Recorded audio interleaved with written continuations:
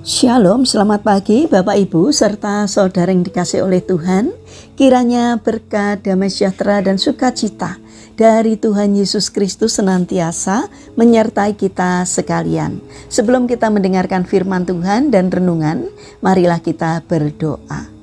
Tuhan Allah Bapa yang Maha Baik, kami sungguh bersyukur atas kebaikan dan kemurahan-Mu, karena Engkau Tuhan yang selalu melindungi dan memberikan pertolongan dalam kehidupan kami.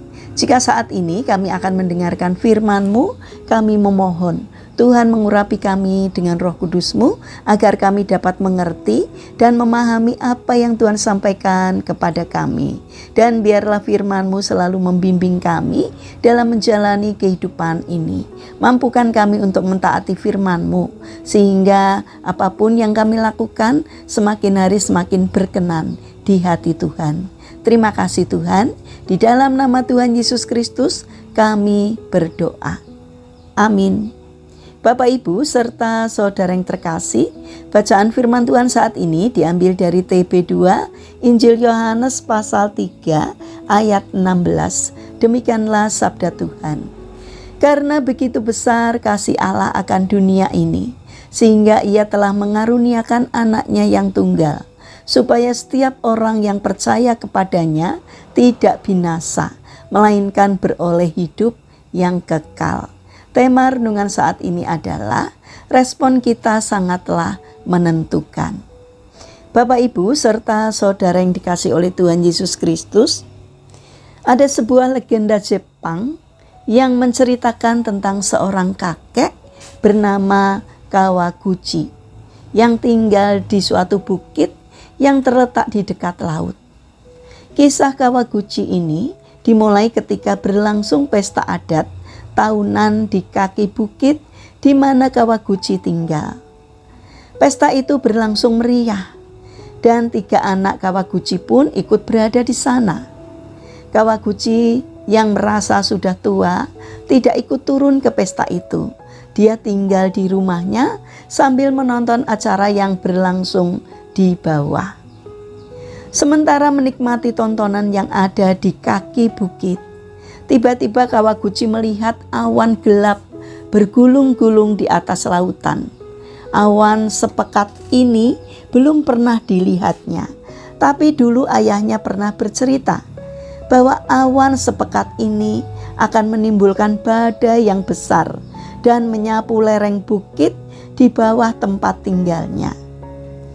Menyadari hal itu, dia berteriak-teriak memanggil anak-anaknya dan orang-orang desa yang tak menyadari bahaya yang mengancam. Tapi teriakan Kawaguchi tak mampu menembus keramaian acara pesta. Akhirnya Kawaguchi memutuskan membakar rumahnya untuk menarik perhatian orang-orang yang ada di bawah. Usaha Kawaguchi ternyata berhasil. Sebagian orang di bawah terkejut melihat rumahnya terbakar. Lalu mereka segera naik untuk memberikan pertolongan. Sebagian orang tetap tinggal di pesta, meneruskan acaranya, dan mereka tidak perlu turut memberikan pertolongan. Bukankah sudah ada yang pergi menolong? Begitu pikirnya. Hanya lewat beberapa saat dari itu, datanglah badai besar yang dikhawatirkan oleh Kawaguchi. Sebagian orang selamat dari badai, yaitu mereka yang naik ke atas bukit. Tapi mereka yang tertinggal di lereng bukit binasa semua. Betapa sedihnya Kawaguchi. Dia hanya bisa menolong sebagian dari penduduk desa itu saja. Bapak, Ibu, serta saudara yang terkasih, kisah Kawaguchi yang rela mengorbankan satu-satunya rumah miliknya untuk menolong penduduk desa itu mirip dengan kisah pengorbanan Yesus di atas kayu salib untuk menebus manusia yang berdosa. Salah satu kesamaannya adalah Kawaguchi sudah membakar rumahnya dan Tuhan Yesus sudah memberikan dirinya, tapi tidak semua orang terselamatkan. Mengapa keselamatan dari Tuhan Yesus tidak menyelamatkan semua orang? Kenyataannya, peristiwa kedatangan Yesus ke dunia, tidak semua orang mau memberikan respon terhadap kasih Allah. Bahkan di gereja pun masih ada orang yang telah mendengar berita keselamatan dari Allah, tapi tidak tergerak hatinya untuk menyambut kelahiran Yesus di dalam hatinya. Atau mungkin Yesus pernah lahir di hatinya, namun sekarang tidak dipedulikan lagi. Bapak, Ibu, serta saudara yang terkasih, kiranya kita diingatkan untuk menyelidiki hati kita masing-masing. Apakah kita sudah menyambut dan memberi respon terhadap kedatangan Tuhan yang telah kita peringati di hari Natal?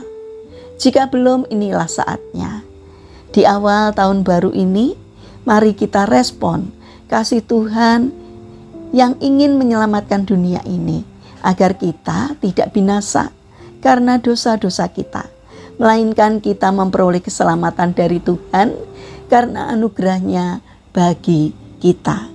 Mari kita respon anugerah Tuhan dengan hidup taat kepadanya. Mari kita berdoa.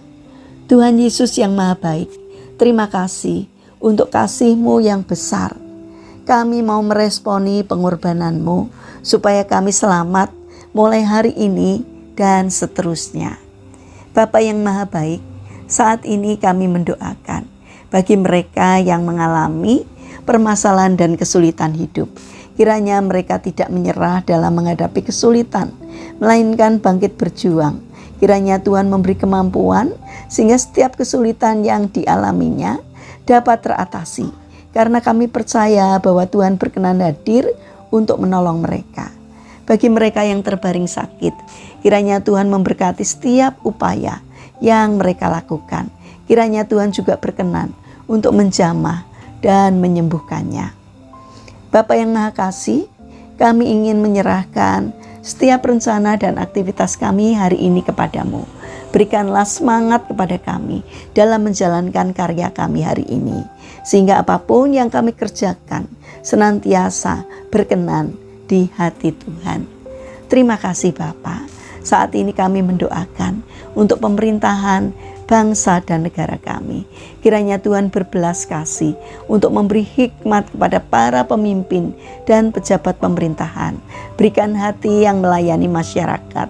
Jauhkan dari tindakan menyalahgunakan jabatan, agar dalam menjalankan tugasnya mereka seturut dengan pimpinan Tuhan. Terima kasih Tuhan, kami percaya bahwa Engkau akan menolong kami. Dalam nama Tuhan Yesus Kristus kami berdoa. Amin. Puji Tuhan, Bapak Ibu serta saudara yang terkasih, kiranya firman Tuhan dan renungan hari ini dapat menjadi berkat bagi kita semua. Haleluya.